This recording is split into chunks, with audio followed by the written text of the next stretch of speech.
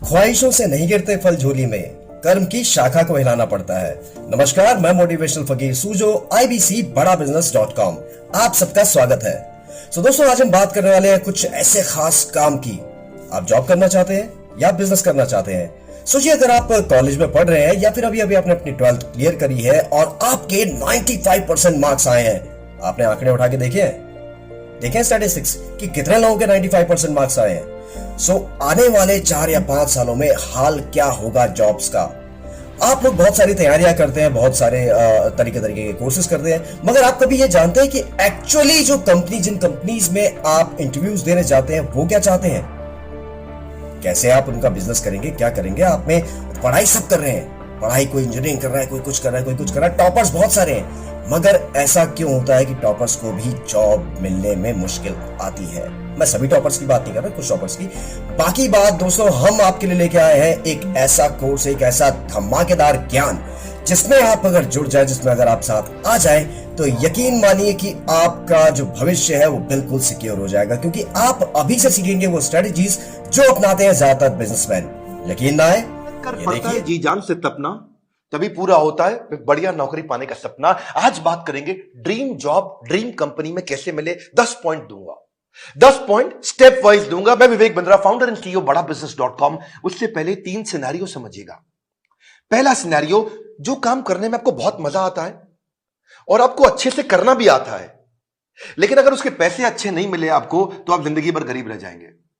दूसरा सिनेरियो लेते हैं, जो काम करना आपको अच्छे से आता है, उसके पैसे भी मिलते हैं, लेकिन आपको प्यार नहीं है उस काम से, आपको मन नहीं करता वो काम करने को, तो आप जिंदगी भर बोर होंगे। और तीसरा सिनेरियो, जिस काम से आपको प्यार तो है, बाजार में उसकी तनख्वाह भी मिलती है, लेकिन आपको करना अच्छे से आता नहीं है, तो फिर आपको नौकरी नहीं, वो तो खाली एक सपना है, वो ड्रीम जॉब नहीं है, खाली ड्रीम है। बात समझते हैं कि 10 पॉइंट क्या किया जाए, एक अच्छे से आपको जॉब कैसे मिले। पहले जिस कंपनी में आप जॉब चाहते हैं, पहला पॉइंट है उस कंपनी के बारे में रिसर्च करो। उस कंपनी का विजन, मिशन, उसकी लीडरशिप, उसके माइलस्टोन्स, उस कंपनी के बारे में पढ़ लिख लो वहां रिज्यूमे भेजते वक्त। Naukri.com पे बहुत सारी अपॉर्चुनिटीज आपको मिलेंगी, लेकिन पहले कंपनी की वेबसाइट, इंटरव्यू में जाने से पहले उसके सोशल मीडिया, उसका एंगेजमेंट, mouthshut.com, glassdoor.com, उसका लिंक्डइन, उसके सारे गूगल पे सब चीजें। जितना ज्यादा आप इंटरेस्टेड होंगे उतना आपका कैंडिडेचर इंटरेस्टिंग हो जाएगा। जब आप इंटरव्यू में मिलते हैं ना लोगों से, if you are interested in the company, they will see you as interesting for the company. Company research के बाद दूसरा पॉइंट, जॉब डिस्क्रिप्शन को समझिए। जॉब डिस्क्रिप्शन की डिटेल मांगिए। आपका KRA क्या होगा, KPI क्या होगा, आपसे क्या एक्सपेक्ट किया जा रहा है कंपनी में, यह मांग लो। अगर यह समझ में आ जाए कि कंपनी आपसे चाहती क्या है, करवाना क्या चाहती है, जॉब का डिस्क्रिप्शन, आपका KRA की रिस्पॉन्सिबिलिटी एरिया, आपका KPI की परफॉर्मेंस इंडिकेटर, आपसे क्या एक्सपेक्ट किया जा रहा है इस रोल में, अगर वो मिल जाएगा तो पूरा ग्रिप आ जाएगा आपका इंटरव्यू में। तीसरा, अब जो इंटरव्यू लेने वाला है उसकी डिटेल निकालो। HR से जब आप बात करेंगे, पूछेगा आपका इंटरव्यू कौन लेंगे। उस इंटरव्यूअर का अगर आपको नाम मिल जाता है तो लिंक्डइन पे उसका प्रोफाइल खोल लीजिए, देखिए उसने क्या पोस्ट शेयर किया है, क्या आर्टिकल शेयर किया है, क्या उन्होंने कोई ब्लॉग शेयर किया है। उसके बारे में अगर आप तारीफ करेंगे, उसकी डिटेल उनको इंटरव्यू में बताएंगे, तो वो आपकी आई फॉर डिटेल को बहुत पसंद करेंगे। मेरे साथ भी होता है कई बार, जब कोई मुझको इंटरव्यू देने आता है, बोलता है सर मैं तो आपका बहुत बड़ा फैन हूं, मैं तो आपके सारे वीडियो देखता हूं, तो मैं पूछ लेता हूं टॉप 5 वीडियो कौन से देखे थे जो आपको बहुत पसंद आए और मैंने उसमें क्या बताया। पता चल जाता है कि आदमी झूठ बोल रहा है या सच बोल रहा है। अगर डिटेल में लिया अपने इंटरव्यूअर को पहचान, तो अपने इंटरव्यू को बना लोगे सुपर आसान। इसको क्या कहते हैं? Failing to plan means planning to fail. Plan करके जाइए, इंटरव्यूअर के बारे में पढ़ के जाइए। अब्राहम लिंकन भी बोला करते थे ना कि अगर मुझे पेड़ काटना हो, मेरे पास 8 घंटे हो, तो 6 घंटे तो मैं केवल धार लगाऊंगा, 2 घंटे में पेड़ काट दूंगा। 6 घंटे धार क्या लगाऊंगा, मतलब क्या, इतनी तैयारी कर लूंगा कि 2 घंटे में पेड़ अपने आप कट जाएगा। आसान है, लेकिन थोड़ा इसको समझ के जाओ। इंटरव्यूअर क्या क्वेश्चन पूछ सकता है आपसे कि अपने बारे में बताओ, पूछेगा आपसे पॉपुलर क्वेश्चन क्या, आपको क्यों हायर करें, आपकी स्ट्रेंथ्स क्या है, आपकी लीडरशिप स्किल्स के बारे में बताइए, आपके पास एक्सपीरियंस नहीं है, आपको क्यों हायर करें। इस तरह अगर आप अपनी तैयारी करके जाएंगे, मजा आएगा। चौथा पॉइंट, एम्प्लॉयर सेंट्रिक रहिएगा। इस चौथे पॉइंट में ध्यान रखना, इंटरव्यूअर आपकी मानसिकता को जरूर चेक करता है। अपने आंसर्स को ऐसे कस्टमाइज करिए, आप आत्म प्रेरित, सेल्फ मोटिवेटेड दिखने चाहिए। एक एम्प्लॉय मानसिकता का होता है, इंट्राप्रेन्योर मानसिकता का होता है। हमारे एवरीथिंग अबाउट एंटरप्रेन्योरशिप कोर्स में हम इंट्राप्रेन्योर की बहुत बात करते हैं। एम्प्लॉय वो जो नौकरी करता है, इंट्राप्रेन्योर वो क्यों करता तो नौकरी है, पर उसका बिहेवियर ओनर जैसा होता है। वो प्रॉब्लम पे फोकस करेगा, एम्प्लॉय इंट्राप्रेन्योर एक्शंस पे फोकस करेगा। वो बोलेगा फैमिली इज माय फैमिली, ये कहता है कि नहीं नहीं, organisation is also my family. वो उसको परिवार की तरह देखता है। वो हार्डवर्क करता है, ये स्मार्ट वर्क करता है। वो कंज्यूमर होता है, ये कंट्रीब्यूटर होता है। एंटरप्रेन्योर आते ही सोचता है मैं ऐसा क्या कर लूं कंपनी में। वो पुश स्टार्ट है, उसको धक्का मारोगे तो काम चालू करेगा। ये सेल्फ स्टार्ट है, अपने आप काम करता है। वो टाइम बेस्ड करता है, ये टास्क बेस्ड करता है। एम्प्लॉय क्या करता है, सुबह 9 से 5, 9 बजे आएगा, 5 बजे निकल जाएगा। ये क्या कहता है, जब तक काम खत्म नहीं होगा तब तक बैठूंगा। काम जल्दी खत्म करने की कोशिश करता है। ये समय के हिसाब से नहीं, काम के हिसाब से काम करता है। इसलिए employ gets paid for the time he spends, intrapreneur gets paid for the value he creates, है ना। तो ये इसको क्या चाहिए, sick leave, casual leave, earn leave, वो leave he doesn't want to leave. तो आपके जो आंसर है ना, वो उससे आपका नेचर, आपका बिहेवियर, आपका कल्चर पता लग जाएगा। ये ब्रेकडाउन में खत्म हो जाता है, ये ब्रेकडाउन में ब्रेक थ्रू क्रिएट कर देता है। ये बिहेवियर नेचर पता चल जाता है। पांचवा पॉइंट, अपना असेसमेंट भी करके जाइए, जो कि आपके इंटरव्यू में दिखाई पड़ेगा। सनातन गोस्वामी चैतन्य महाप्रभु से बोले के आमी, क्या बात हुआ कि मैं हूं कौन, आप पहचानिए अपने आप को। कृष्ण ने भी गीता के अंदर बहुत बात किया। ये आपको पोजिशनिंग में हेल्प मिलेगा। आपको, आप एक्शन मैन है, पीपल मैन है, आइडिया मैन है, प्रोसेस मैन है, आपकी मेजर स्ट्रेंथ्स क्या है, उसको स्किल के साथ मैच कर लीजिएगा। देखिएगा कि जो जॉब डिस्क्रिप्शन है ना, जो मैंने पीछे बताया था आपको, उसमें देखिए कि कंपनी का गोल क्या है, इस जॉब से कौन सा गोल अचीव करने वाले हैं, कंपनी में क्या प्रॉब्लम्स थी जो इस जॉब से वो सॉल्व कराने वाले हैं। और जब आप जाएंगे तो अपने हार्ड स्किल और सॉफ्ट स्किल को जरूर समझ के जाइएगा। ये छठा पॉइंट है।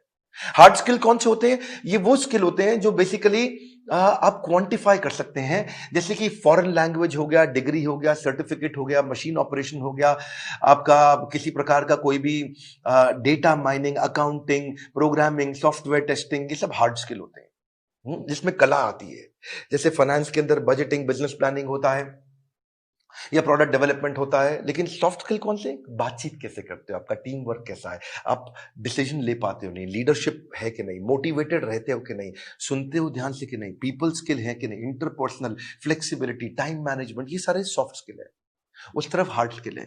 तो पहले से ही चेक करके जाइए, क्योंकि आपका he who speaks without attentive year is mute. क्या मतलब हुआ, जो बिना सुने बोलता रहता है, जो बिना सुने बोलता रहता है, वो सबसे बड़ा गूंगा होता है। उसके बोलने का कोई फायदा नहीं है। इसलिए आपकी कम्युनिकेशन में सुनिए ध्यान से कि वो क्या डिमांड है आपसे। इफेक्टिव कम्युनिकेशन में 20% is only what you know, 80% is how do you feel about what you know. कैसे आप उसे कम्युनिकेट करते हैं। सीधे बैठिए, हमेशा स्माइल मेंटेन करिए। ऐसा करके आराम से रिलैक्स होकर के बैठने वाला तो जमेगा नहीं ना। कॉन्फिडेंट और इंफॉर्मेटिव लगते हैं जब आप अच्छा कम्युनिकेशन और सॉफ्ट स्किल मैनेज कर पाते हैं। सातवां है, अब मौका ढूंढिए कि आप भी कोई ऐसा क्वेश्चन करें जिस क्वेश्चन से इंटरव्यूअर को लगे यार ये आदमी बुद्धिमान है। एक बात बताऊं आपको कि knowledge is having the right answer, but intelligence is asking the right question. ज्ञानी व्यक्ति के पास उत्तर होता है, पर बुद्धिमान व्यक्ति के पास प्रश्न होता है। अगर आपने कोई ऐसा प्रश्न किया जिस प्रश्न से वो बहुत इंप्रेस हो सकता है, जैसे आप उनसे पूछिए इस बारे में, इस रोल से आप कौन सी प्रॉब्लम सॉल्व करना चाह रहे हैं, इस रोल के माध्यम से आप कौन सा गोल अचीव करना चाह रहे हैं, इस रोल से आप मेरी परफॉर्मेंस को कैसे इवैल्यूएट करेंगे। कितना पावरफुल आप प्रश्न पूछते हैं, यह भी सामने वाले को इन्फ्लुएंस करता है। आठवां, सैलरी नेगोशिएशन की बात आए तो बहुत जोर मत डालिएगा।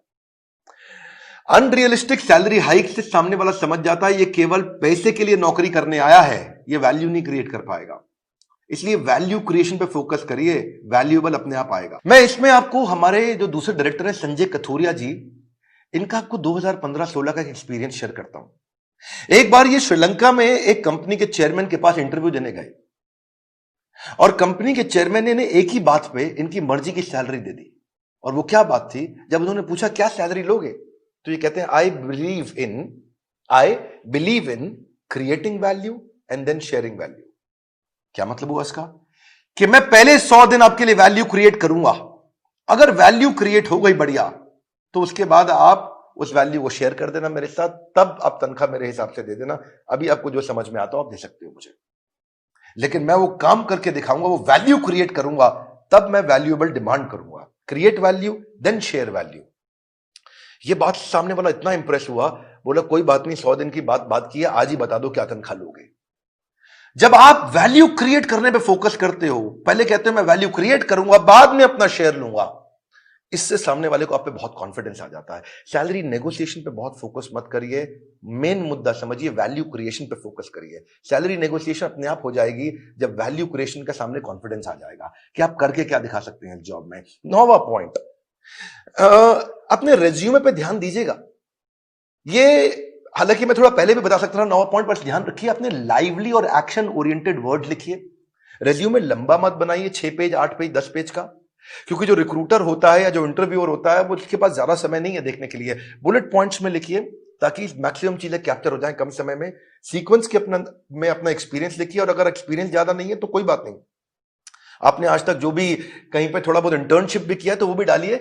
एक कवर लेटर अगर आप बना सको ना तो वो गेम चेंजर होता है अपनी एग्जैक्ट पोजीशनिंग के लिए, कि आपके पास स्किल है और कंपनी को ये जरूरत है, तो कंपनी की जरूरत और आपके स्किल कैसे मैरी कर सकते हैं आपस में, कैसे मैरिज होगी।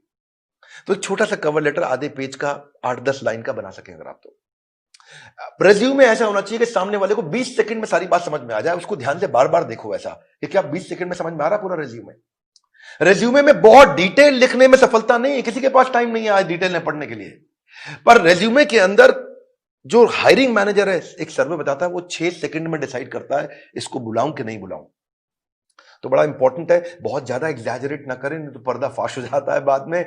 बोल्ड और क्लियर और इंपॉर्टेंट अचीवमेंट को साफ साफ तरीके से बता सकें। उसी के अंदर एक रेफरेंस लिस्ट भी डाल दें, जो आपकी integrity, work, decision making, punctuality, flexibility के बारे में कोई रेफरेंस पुरानी कंपनी के या कोई बड़े लोग ऐसे हैं जो आपके बारे में कहने को तैयार हो, तो नीचे लिख भी दीजिए कि ये आपको आपके बारे में ये रेफरेंस, मतलब किसी और व्यक्ति, कोई और व्यक्ति भी आपकी तारीफ करने को तैयार है तो उसका नाम, उसकी डेजिग्नेशन, उसका फोन नंबर लिख दीजिए। इससे भी कॉन्फिडेंस आता है।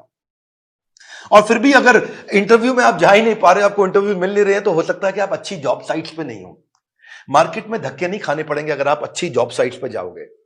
इसमें आपको फ्री ऑफ कॉस्ट बहुत सारी अपॉर्चुनिटी मिल जाती है, ऑटो नोटिफिकेशंस मिल जाते हैं, अपने आप नोटिफिकेशन आते रहते हैं, एम्प्लॉयर खुद ही आपके पास आ जाता है अगर आप अच्छी जॉब साइट्स पे जाते हो। इसमें प्रीमियम सर्विसेज भी होती हैं। बड़ी पॉपुलर जॉब साइट्स में shine.com, naukri.com, Times Ascent, Times Job और मॉन्स्टर है। लेकिन अगर आप नए हैं तो freshers world, fresherslive.com, Internshala internship पे काम कराती है, या freelancer.com, indeed.com। अगर आप नए हैं तो इन पे जाइए। बेरोजगार खेल रहे हैं स्मार्टफोन पर ताश, ये वीडियो उनको शेयर करें, दिशा मिल सकती है बड़ी खास। मैं एक बात और बताऊंगा, हमारे प्रॉब्लम सॉल्विंग कोर्स के अंदर हमने पूरा का पूरा कोर्स इसके ऊपर बना रखा है, और एवरीथिंग अबाउट एंटरप्रेन्योरशिप को भी अब 2 हिस्से में डिवाइड कर दिया है। अगर आप नए हैं, इंट्राप्रेन्योर बनना चाहते हैं, या आगे चल के स्टार्टअप शुरू करना चाहते हैं, तो एवरीथिंग अबाउट एंटरप्रेन्योरशिप का एक हिस्सा आपको काम आएगा। और दूसरा जो बिजनेस कर रहे हैं उनके लिए तो है ही है। मैं फिर से आपको रिक्वेस्ट करूंगा कि बेरोजगार खेल रहे हैं स्मार्टफोन पर लूडो और ताश, हाँ, वीडियो शेयर करो उनको, दिशा मिल सकती है बड़ी खास। ताश से बात नहीं बनेगी, इस खास दिशा से बात बनेगी। अगर आप नए आए, सब्सक्राइब जरूर करिएगा, लाइक करके उत्साह बढ़ाइए, बोर्ड लाइन नंबर पे फोन करिए, चेक करिए कि कैसे एवरीथिंग अबाउट एंटरप्रेन्योरशिप जिंदगी भर के लिए आपको एक बड़ी दिशा दे सकता है, आपको एक इंट्राप्रेन्योर बना सकता है। किसी को नौकरी मिले ना मिले, इंट्राप्रेन्योर की बहुत कमी है, उसको नौकरी जरूर मिलती है। हमारे साथ जुड़े रहने के लिए, दुनिया का नंबर 1 एंटरप्रेन्योरशिप यूट्यूब चैनल बनाने के लिए, वीडियो को लाइक करके उत्साह बढ़ाने के लिए आप सबको हृदय की गहराइयों से प्रेम पूर्वक बहुत बहुत धन्यवाद।